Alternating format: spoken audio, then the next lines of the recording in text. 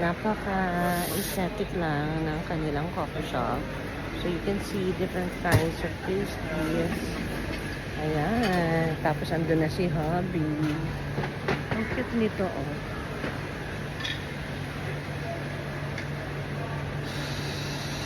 Andun na siya, nakaupo na siya. So, some of their staffs are these. So, kung mapapansin nyo, ang daming flowers, pink, mostly, ang design nila, sobrang aesthetic.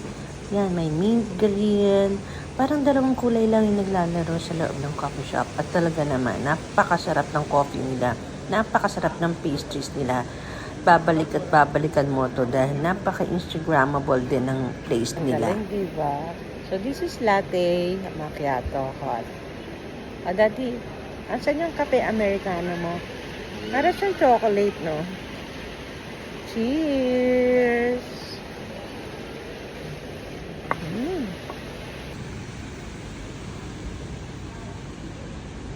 Ito na sugar nila, ha? Wow! Pink na pink. Sugar ba to? Yan. Tapos ito rin. Cream. Yan. From here sa kinauupuan namin, matatanaw nyo down there, yung pinaka gitna. This is what they call the events, ba? Event center ng Mall of Qatar. Dito yung minsan mga ceremonies ng mga kung ano-anong events. Ganda, buhay yung fountain nila. Ayan, oh. Wow. Wow, beautiful.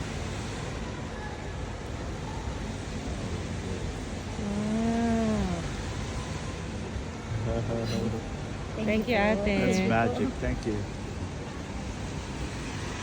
Wow. Ayan, Pinoy ni ate. Yung chocolate niya. Ayan yun. Diba? Ang sarap. Perfect.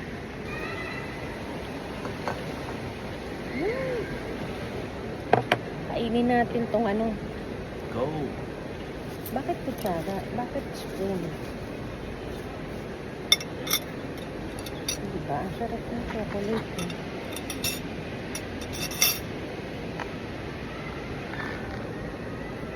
Ating kapatid ba, daddy, o ating mag-asawa? Bawal pala sa yung sweets. Akin na lang. Joke. Nagulat ako kasi, kaya pala siya, nag-harden yung chocolate niya. Kaya pala. So, yung purpose ng pag-pour ni ate, liquefied siya. So, nagiging buo siya. Nagsosolidify siya. Pagtagal-tagal niya doon sa cake. O, ha? Yummy! Tikmo mo, daddy. Grabe. Tikim ka na lang. Wow! Ay, hindi siya masyadong matamis. Masarap.